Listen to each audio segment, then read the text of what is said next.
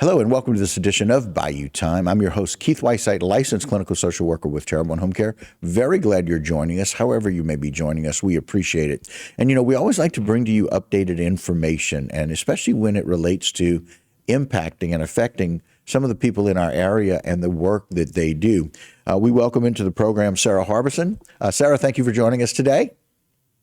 Thank you so much for having me. All right. Sarah is General Counsel for Pelican Institute for Public Policy, very involved in and making sure that we are looking at these kinds of issues that affect people in our area. Let's talk a little bit about the Louisiana Shrimp Association and this particular lawsuit that you guys are involved in. Sure. A few years ago, actually, this has been going on for several years. The agencies have considered implementing a rule that requires shrimpers operating in inshore waters to use something called a turtle exclusion device, or a TED. Right. And a TED is there to make sure that turtles don't get caught up in shrimpers' nets. The thing is, where our shrimpers are operating, turtles don't live. They're incredibly expensive to install. They have to be custom made. The rule was actually delayed for a number of years because there was some education required to inform the shrimpers how to use them properly. And there are only a few manufacturers of these TEDs, and they're very expensive. A number of shrimpers actually said, if we're required to do this, we just can't afford to be in business any longer. These are businesses that operate on very thin margins. They are family businesses. They're passed along from father to son or father to daughter in some cases. And it's a way of life, and it's an important industry. It's a multi-million-dollar industry in South Louisiana. It's a way of life for our shrimpers. And this rule it's unfair to them. The agency failed to take into consideration the shrimpers' concerns, which they expressed to the agency when they were considering making this rule, in that this would be very expensive to implement. And in fact, there are actually no turtles where they operate. So it's sort of a needless and ridiculous, burdensome expense to our shrimpers.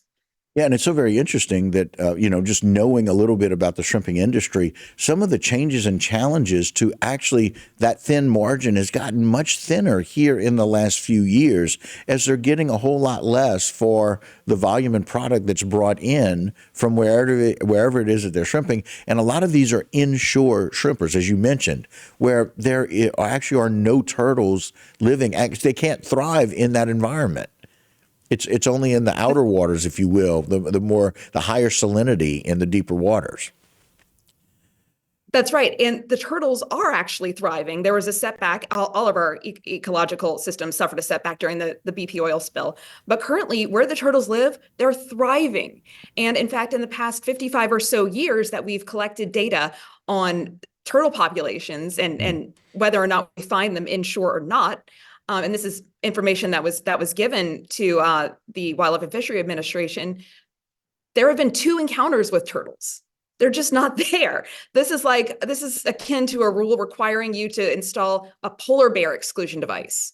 Polar bears are endangered. We love polar bears, but they don't live in Louisiana's inshore waters where our fishermen are operating. Right.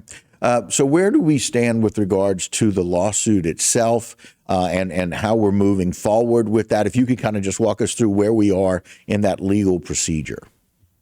Certainly. A few years ago, the state of Louisiana actually filed a very similar lawsuit on behalf of the shrimpers. They had been really fighting the administrative agencies on behalf of the shrimpers, expressing the concerns about the cost, about the impracticality of this rule. And we have to hand it to them. A few years ago, they filed this lawsuit first.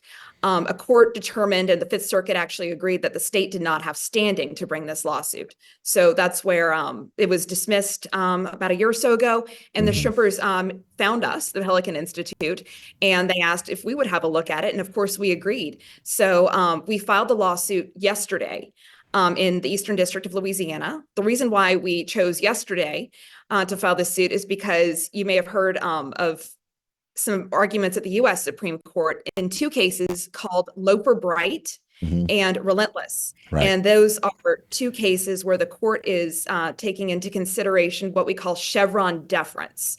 And that means that's the amount of deference that courts are required to give to agency rules like these. Oh, okay. It's, in our opinion, a thumb on the scale in favor of the government. So it was big news yesterday, especially in the legal world. And so we know that the courts are taking these administrative actions, especially ones that are arbitrary and capricious like this one, very seriously.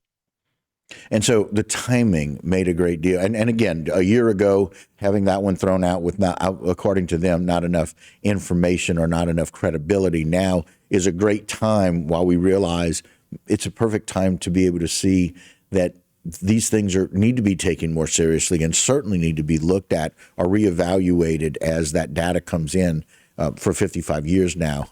2 cases, right? Right, and it's important to note that the court never reached the merits of this case. They just said that the state of Louisiana is not the appropriate plaintiff here. They're not the ones who have standing to bring the claim. However, the shrimpers do.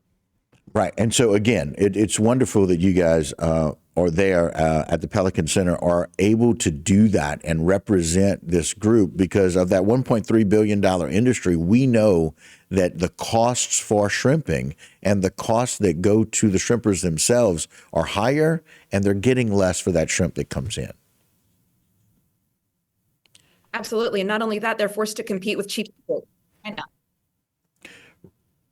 Right. And so we continue to battle with that. And so we appreciate very much your involvement. So thank you for coming on to talk with us, Sarah, and kind of giving us some insight about where we stand with that.